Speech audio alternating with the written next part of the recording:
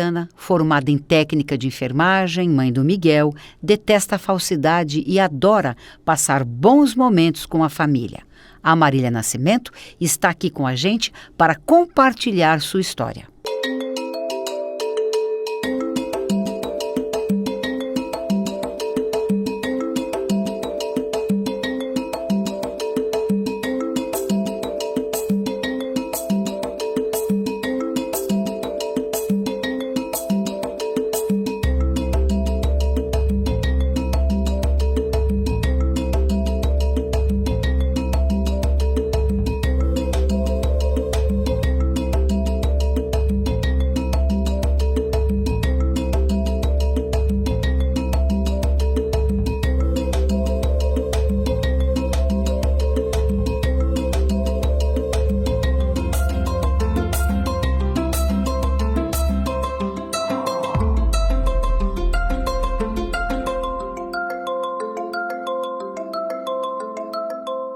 Quando eu tinha 4 anos, eu fiquei muito doente.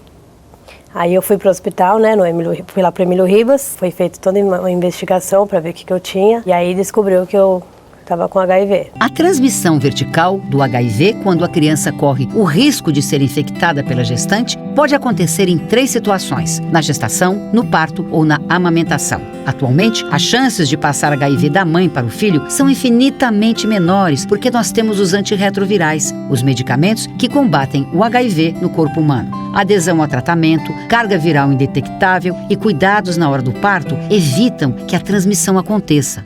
Eu era muito pequena, né? Então eu só fui entender mesmo isso com 7, 8 anos. E aí lá na casa de apoio que eu morei, né, o Lar Suzane, a coordenadora contou pra gente. Todo mundo que morava lá era soro positivo, então ela contou como é que a gente acabou contraindo o HIV. Juntou vocês todos ou foi contando individualmente? Juntou todo mundo. Porque a gente começou a perguntar, né? Por que a gente morava lá, o que a gente tinha, porque lá tinha muitos voluntários. A gente sabia que alguma coisa de normal não tinha ali. É muito importante quando a gente fala de casa de apoio, Roseli, 40 anos depois dessa epidemia, a gente não perder de vista que as casas de apoio nascem da urgência da causa, do desespero da causa, de pessoas, sejam elas crianças ou os adultos, que iam para os hospitais, entravam em alta e não podiam nem voltar para a família, muitas delas. E as crianças, por exemplo, não podiam ir para uma instituição,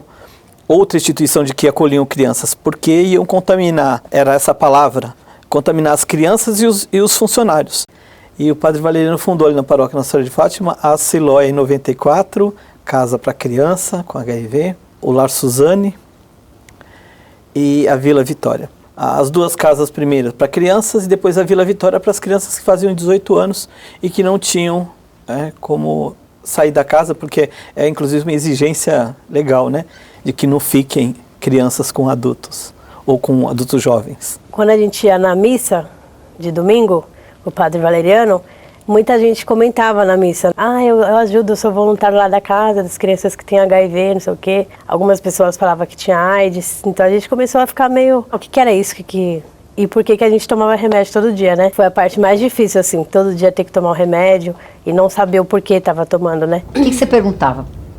Por que eu tomo remédio todo dia e por que a gente morava ali? E cadê a nossa família, né? Muita gente não tinha família, ou a família abandonou. No meu caso, eu perdi o contato total com a minha mãe. Na época que a gente saía de férias, quem não tinha família não saía. Isso foi me deixando muito revoltada, muito brava. E aí eu falava: agora eu tenho culpa de não ter família, então...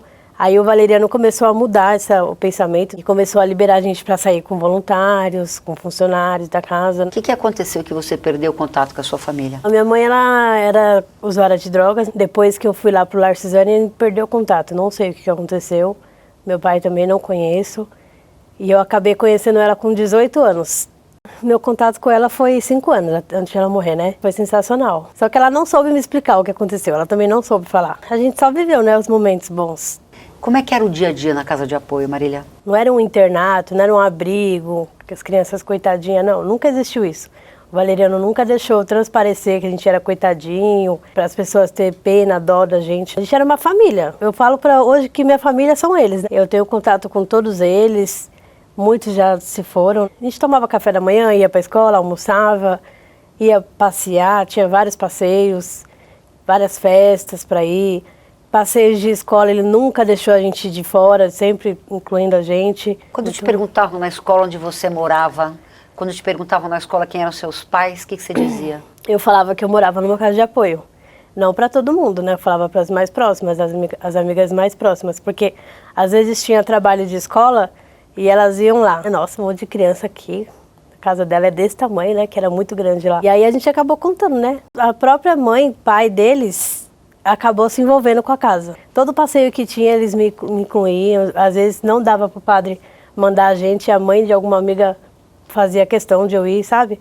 Nunca teve diferença. Você não sentiu nenhum tipo de preconceito? Não, já presenciei algum, mas... Tipo? Tinha uma criança lá das casas, hoje não é falecida, né? Estava tendo uma experiência na sala de aula.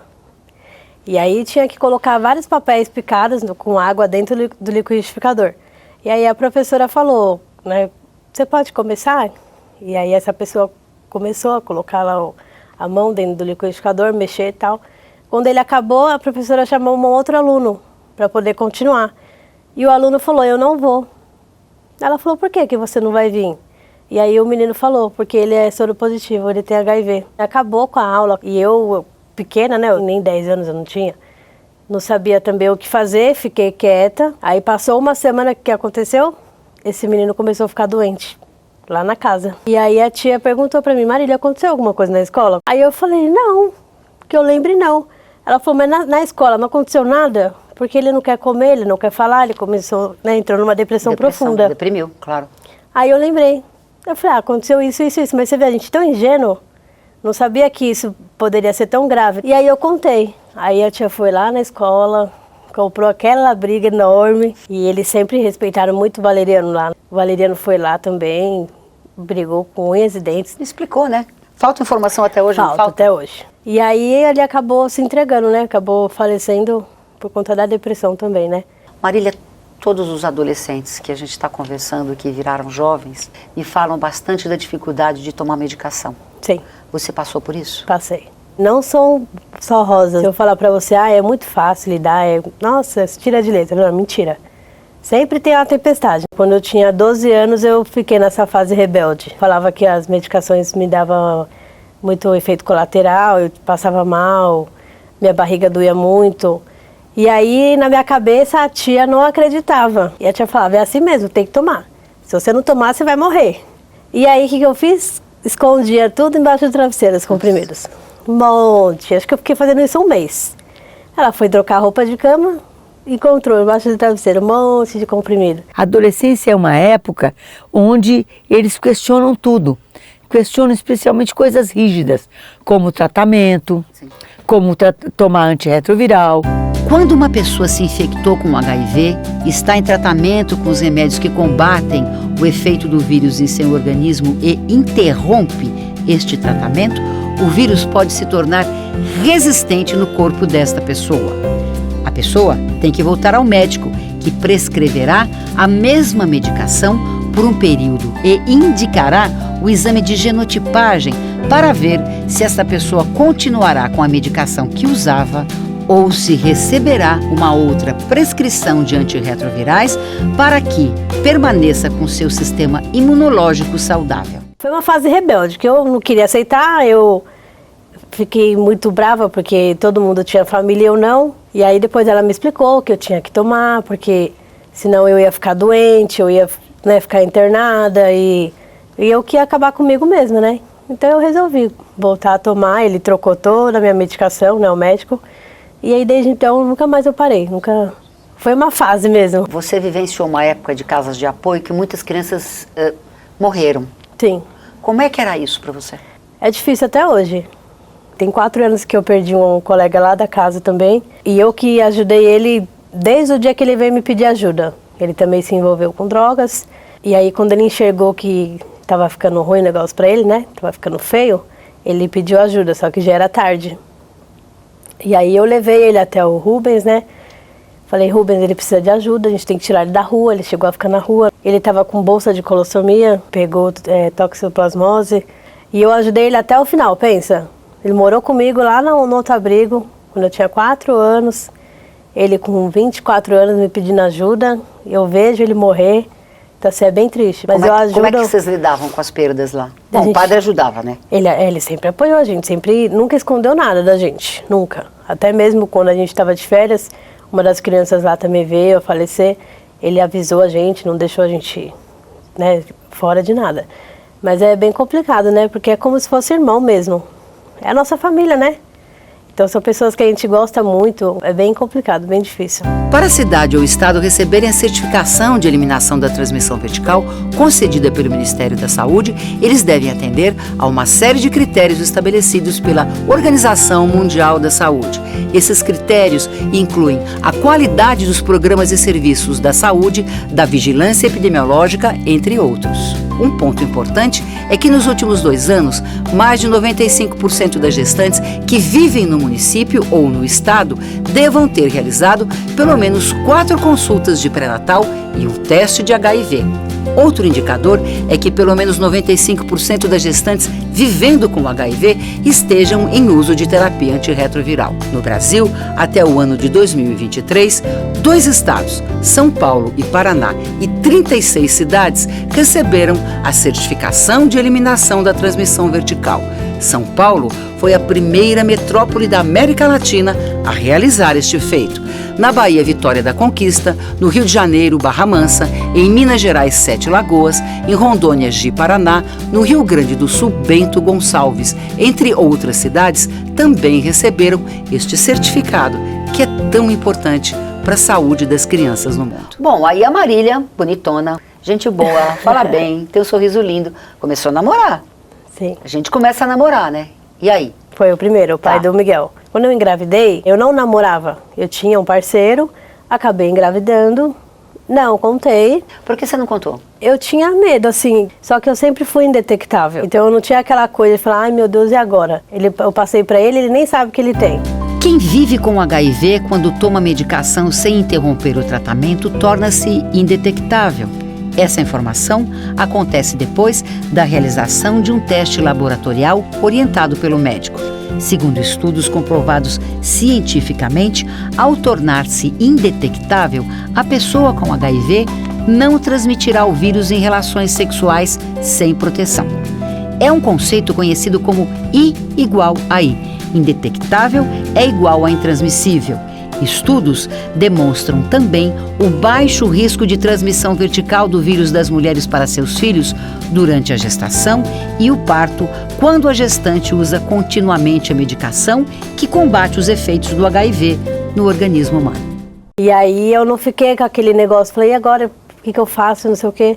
Não. E aí agora com esse meu segundo namorado, né, foi agora recente, ele já me pediu em namoro, eu já sentei ele na cama e já contei. É o seguinte, a gente precisa conversar, né? Eu tenho um problema de saúde, que pra mim não é um problema, tá? Eu tenho que tomar remédio todo dia. Aí ele falou, mas o que que é? Eu falei, HIV. Você conhece? Você sabe alguma coisa? Aí ele falou, eu sei assim por cima, mas o que que tem? Eu falei, eu preciso te contar. Hoje eu me cuido, eu sou indetectável há muitos anos, eu não posso passar pra você. Tomo 2 comprimidos por dia. Eu costumo falar que parece uma gripe, porque você toma um remédio e você nem lembra que você tem, na verdade. Você toma porque tem que tomar. Contei tudo, então foi bem tranquilo. A gente ficou 8 meses juntos e ele nunca questionou nada. E aí eu descobri que não é um bicho de 7 cabeças, né? Que a gente fica com medo. É o único medo que eu tenho, assim, é quando arranjo um parceiro, né? E aí tem que contar, porque a gente não sabe, né, a reação das pessoas. Tem muita gente que é ignorante, né? Que é isso uma coisa que eu não suporto também. Como é que foi a sua gestação? A minha gestação foi maravilhosa. Trabalhei até o último dia, nunca fiquei ruim, nunca fiquei doente. Uma gestação assim normal, tranquila. Emocionalmente não foi tranquilo, né? Foi bem difícil pra mim. Por conta do pai não estar presente, tinha muito medo, né? Sozinha, 19 anos, e agora? Hoje eu uso o DIU, não quero engravidar tão cedo. Deixa eu voltar um pouquinho. Você sempre viveu em casa de apoio, Sim. Até os 18 anos? Sim. Depois eu fui morar com um casal de voluntários lá da casa. Fiquei um tempo com eles, acabou não dando certo. Hoje, inclusive, um deles é padrinho do meu filho. A gente tem um contato muito bom. E depois que eu saí de lá, fui para casa da minha madrinha e estou até hoje. E o seu primeiro trabalho? Eu comecei como aprendiz em hospital também. Sempre fui da área hospitalar. E quando eu engravidei, Eu cheguei a contar para a coordenadora, né, que eu estava grávida, porque ela queria me efetivar, ela queria passar um outro cargo para mim. Então eu falei, eu não posso esconder. Como é que eu vou esconder isso dela? Aí contei para ela, ela me ajudou também a gravidez inteirinha. E aí, quando eu comecei a ir nas consultas, ela começou a estranhar, né? Porque eu tinha que sair mais cedo do serviço. Ela teve um dia que me chamou na sala dela e falou, Marília, tá acontecendo alguma coisa? Tá tudo bem com essa gestação? Eu falei, tá. Aí ela falou, porque você me pede bastante para sair mais cedo. Tem algum problema? Você pode, né, falar para mim? Não vai sair daqui? O que está acontecendo? Aí eu resolvi falar, né? Ela não sabia? Não sabia. Aí eu comecei a chorar, né? Porque eu falei, pronto, agora eu tô demitida, né? Agora acabou tudo. E aí ela falou, qual é o problema? Por que você tá desse jeito? Eu fiquei bem nervosa, né? Aí eu falei, eu não sei, eu tenho medo, né? Medo. Ela falou, medo do quê? Não sei, a sua reação, não sei. Você é da área da enfermagem, eu sei que você conhece muito bem o assunto, mas eu não sei se você vai continuar comigo, como é que vai ser? Aí ela falou, não, vida normal. Quem é que tem a ver com o seu problema? E aí ela super me acolheu, fui nas consultas até o final da gestação, saí de licença maternidade, voltei, fiquei 5 anos lá ainda, então... Sim, foi a melhor coisa que eu fiz, não esconder, né, não mentir. Foi a primeira vez que você falou publicamente que tinha HIV? Foi. Você sabe que eu fiquei até mais aliviada, fiquei tranquila, porque eu falei, agora eu não tenho mais por que, né, esconder. Eu comecei a encarar isso normal também, tranquilo. Você teve medo de passar HIV pro seu filho? Não tive medo. Fui muito bem assistida pela minha ginecologista, minha obstetra. No dia do parto, tomei a medicação, né, na veia, 2 horas antes dele nascer. Informação é tudo, né? É. A única parte que, assim, eu fiquei chateada foi na parte de amamentar, né? Que aí tem que tomar a medicação, né, pra secar o leite, em faixa. Aí dá um pouco de... uma tristeza, assim, né? Mas fora isso, ele nasceu muito saudável. O bebê exposto ao HIV é acompanhado no serviço de saúde especializado até que receba o diagnóstico definitivo de que está negativo para o vírus. No Brasil, desde 2003, uma portaria do SUS garante que essas crianças recebam a fórmula láctea infantil até 2 anos de idade. Como é ser mãe? É maravilhoso. Eu até agradeço de ter engravidado, porque assim, mudou minha vida completamente. Não me sinto mais sozinha, né? Nunca me senti sozinha, mas eu tenho ele comigo 24 horas, né? E é meu amigo, né? Meu melhor amigo. Eu posso falar que eu sou apaixonada. Eu amo.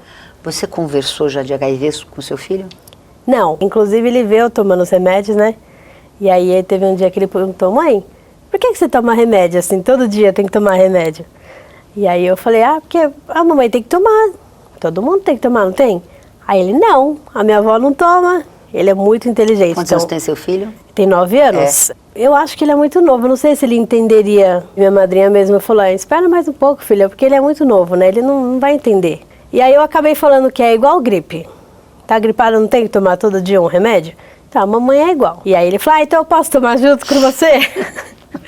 E aí eu falei, não, esse você não pode, filho. Claro. E aí ele não pergunta mais. Marília, você viveu alguma situação de preconceito que você acha que vale a pena você contar pra nós? Não, eu nunca tive nenhum tipo de preconceito assim, não. Eu fico muito brava, muito triste, que nem no ambiente do trabalho. Infelizmente, o HIV é visto como um monstro, né, um bicho. E não é assim, né? Então, assim, a gente tem que tratar todos os pacientes iguais. Não é porque eu tenho HIV que você vai usar luva só comigo, né? Então, assim, tem algumas falas que me deixam muito brava. Passa no plantão, né? O leito 9, cuidado, tem HIV. Usa luva, hein? Cuidado, máximo do cuidado. Então, isso me deixa muito brava. Eles não sabem lá? Não, eles não sabem. Então, eles não sabem. Tô aberta, não tenho problema nenhum. E aí, isso me deixa muito brava, entendeu? Me deixa muito triste. O preconceito ainda existe? Muito, existe. Por quê? E na área hospitalar mais ainda. Por quê? Porque são pessoas que são desinformadas porque quer, né? Porque hoje em dia a gente tem todos os recursos e, infelizmente, as pessoas são desinformadas. Tem doenças muito piores e as pessoas não veem com esse olhar, entendeu? Acha que o HIV continua sendo a pior doença, a pior coisa do mundo. Tem que usar luva com ele, só com ele por quê? O paciente que tem hepatite, que tem um câncer, não tem que usar luva? Não tem que fazer a mesma coisa? O preconceito é igual ou pior que o HIV? Nem todos as crianças por transmissão vertical, que a gente tem informação, conseguiram dar uma volta na vida como você deu, não é? Por quê? Lá na casa eu presencio, né? Bastante gente que não conseguiu. Costuma falar que metade é porque se vitimiza e acha que sempre tem que ser coitadinho. Isso não existe. Outra metade não aceitou completar 18 anos e ter que sair da casa. Acabou entrando em depressão e até hoje não conseguiu seguir a vida, entendeu? Eu falo para as meninas, elas costumam falar que eu tenho sorte, que eu me dei bem, só que não é assim. Olha o que eu passei lá atrás. Junto com elas, a gente estava na mesma casa. A gente teve as mesmas oportunidades, as mesmas coisas. Eu vi que eu não podia parar. Eu sempre fui assim, sempre muito forte, sempre agarrando o problema dos outros, tentando resolver, tentando ajudar. Até hoje com as meninas eu ajudo, até hoje eu ajudo. Eu sou vista como a mãe delas. Elas mesmas falam, essa é a mãezona do Lar Suzane. E mostrar para elas que a gente consegue viver tranquilamente. Eu trabalho, eu estudo, eu tive filho. O que mais eu preciso provar?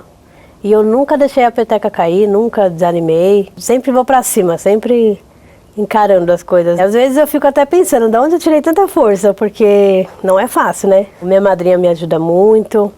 Eu falo para ela, olha, você não trabalha fora. Mas se você soubesse o bem que você faz pro Miguel, só de você ficar com ele, para mim poder trabalhar e ajudar aqui em casa, você tem que viver um dia de cada vez, tem que ir pra cima, encarar os problemas, não vai ser sempre flores. Quando eu fazia o curso técnico de enfermagem, meu filho era bebê. Eu ia trabalhar de manhã, à noite ia pro curso, chegava em casa e ele já estava dormindo mal, via ele. Agora eu quero me formar, quero fazer a minha faculdade, para poder ajudar ele a fazer a dele quando ele tiver maior. Como é que você descobriu sua mãe? Conta um pouco para nós desse momento seu. E no fórum já tinham dado como morta. Então, na minha cabeça, ela já tinha morrido, né? Só que a Marília é muito teimosa. O que ela fez? Não parou aí, não deixou barato. Porque eu sentia que ela não tinha morrido. Até a própria coordenadora falava, mas Marília, tá no fórum, documento. A sua mãe não é viva. Não, ela é viva, ela é viva, ela é viva. Aí chegou uma voluntária na casa que trabalhava com a Receita Federal. Ela falou, Marília, me passa seu nome completo. Eu passei. Em 2 dias ela achou minha família inteira. Meu pai realmente não era vivo, mas a minha mãe era viva, eu tenho 4 irmãs que moram em Mauá. Aí a gente foi atrás. Cíntia já tinha conversado com a minha irmã, né? É mais velha que eu. Falou, olha, vocês têm uma irmã, tal, tal, tal. A minha irmã sempre falou que sabia de mim. Só que não tinha informação, não tinha nada. A minha mãe, eu não conseguia ver ela no mesmo dia porque ela estava muito ruim. Não tinha nem condições de me ver. Aí no outro final de semana eu fui de novo. E aí consegui, né, conversar com ela. No primeiro momento não foi muito emocionante porque foi aquela coisa, nossa, você é minha filha e aí, tá bom, tudo beleza. Mas depois que ela foi lá no abrigo, aí a coisa mudou. Porque ela começou a ir todo final de semana, né? Te ver. Me ver. Tinha 18. 18. Eu tava pra sair da casa. Então assim, foi uma emoção. Parou a casa, né? E aí as crianças que não tinham família também começou a querer ir atrás, né?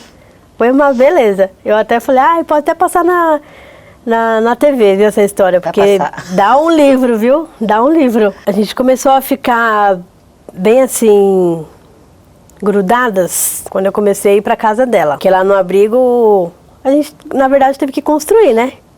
Era como se fosse uma pessoa estranha, mas pra mim ela não era estranha, né? Era minha mãe. Ela falava, eu sempre quis te procurar, meu sonho era te reencontrar, mas eu também não tinha recurso, eu não sabia nada de você. Você foi pro hospital, nunca mais eu te vi. Então você vê como que são as coisas? Quando você chega no abrigo, chega no seu ouvido que você foi abandonada, que a sua mãe nunca ligou pra você, e não é bem assim, né? Na verdade, como ela era usuária de drogas, meio que me tiraram dela, entendeu? Entendi. Então eu fui pro hospital, nunca mais voltei pra ela. Entendi. Já fui direto pro abrigo. Então perdeu o contato. E reencontrou sua mãe. Vocês conversaram sobre HIV? Você e ela? Então, eu cheguei a perguntar por que eu tinha e as meninas não. As minhas 4 irmãs não têm. Aí eu falei, ué, mas como assim? Como assim elas não têm? E aí ela não soube me falar muito bem, ela só disse que ela me amamentou. Aí eu falei, pronto, já tá aí a resposta. Era meu sonho encontrar ela. Mesmo antes de ela falecer, a gente teve contato de 5 anos juntas, né? Deus faz tudo certo. Tudo certo. Em seguida ela adoeceu, ficou na cadeira de rodas, mas mesmo assim não deixava de ir lá, levava ela para passear. Ela sempre lúcida, sempre né, bem orientada. E ela falava, ai, você vai ver, eu vou fazer um quarto para você aqui, você vai vir morar comigo ainda, você vai ver. E aí tem uma voluntária lá da casa, que é a madrinha do meu filho. Eu sou apaixonada nelas. Desde quando eu conheci ela na casa de apoio, eu sou apaixonada. A gente tem contato até hoje. Se você olhar ela, fala que ela é minha mãe. É muito parecida. E aí a minha mãe falava, eu vou levar a Marília, eu vou levar, você vai ver. E ela falava, não, de mim você não tira mais ela, não. De mim você não vai tirar. Sua mãe conheceu seu filho? Minha mãe conheceu. Conheceu. Ele não lembra porque ele era pequeno, né? Ele tinha 3, 4 anos. Mas ele não lembra muito bem. Mas ela conheceu, nossa, eu tenho certeza que ela foi muito contente, assim, foi muito bom pra gente. Quais são seus outros sonhos mesmo, Marília? Meu sonho é começar minha faculdade, terminar minha faculdade, comprar minha casa. O que você tem para dizer para as pessoas que vivem com HIV? Que ela é normal. Ela é normal, ela pode ter uma vida normal, se ela quiser. A gente está no século XXI, não tem mais essa de, ai, não tem a medicação, ai, coitada dela. Não tem, coitada. Ela é normal igual as outras pessoas. Eu sou uma pessoa realizada, amo o que eu faço, amo minha vida, minha família. E tô aqui para inspirar mais jovens a ser igual. Para o seu filho, você quer deixar qual mensagem? Que ele lute sempre, né? Que ele tenha força de vontade sempre, faça as coisas certas, e só vai vir coisa boa pro lado dele. Por que é importante a gente ter esperança? Se eu não tivesse esperança, eu acho que eu não estaria onde eu estava hoje. Eu tô numa fase difícil. Eu tento deixar as coisas mais fácil possível, mesmo estando muito difícil. E eu amo isso, eu amo ajudar as pessoas, eu amo tirar as pessoas do fundo do poço, entendeu? Meus colegas mesmo que morou lá comigo, muitos eu ajudei, nossa, e ajudo até hoje. E mostro, né, que a gente consegue também, é só você querer. Teve gente que culpabilizou a mãe por ter contraído HIV por transmissão vertical. A impressão que você me passa é que você se reconciliou com a sua mãe e perdoou a sua mãe. Na verdade, eu nunca coloquei culpa nela, não. Ela sofreu muito, ela veio só para sofrer nessa vida. Então, eu me realizo muito de ter conhecido ela, né, ouvido um pouco ela. Mesmo que pouco, porque várias vezes ela não conseguia conversar muito, né? Mas quando eu morava lá na casa, eu me perguntava, nossa, mas por que ela fez isso? Por que, né, me abandonou assim? O que aconteceu? E é muito ruim você não ter a resposta, né? Você vê muita criança lá que tem família e você ficar só olhando e falar, nossa, poderia ser minha mãe, poderia ser minha irmã. Cada um tem sua história, né? O HIV diminuiu na sua vida, né? Tá menor, né? Na verdade, eu lembro mesmo só quando eu vou tomar um remédio. Só. Quando eu vou me relacionar com alguém, que aí, né, tem que falar. Mas não é assim, conheceu alguém ali, tem que contar. Não é assim. Tem que contar se realmente for levar, né, a vida em diante com um parceiro. Senão você não tem que ficar falando, né? E no serviço a mesma coisa. Tem muita gente que quer só, né, curiar, não quer te ajudar, né? Então você vê maldade em muita gente. Como é que você enfrenta a maldade ou preconceito? Tem muita gente que é invejosa, que tá no meu meio, que me inveja, sabe? Eu sinto até no olhar. Eu me afasto. Não levo pra mim, não. E eu acho que isso que incomoda as pessoas, essa minha força de vontade, essa minha garra. E eu sou assim, eu sou forte e pronto. Vou seguir a vida forte e não para por aí, não. Né? Tem uma criança de 9 anos, meu filho, precisa de mim, depende de mim. E eu faço isso tudo por ele também. Sou forte e pronto. Vou seguir a vida forte e não para por aí, não.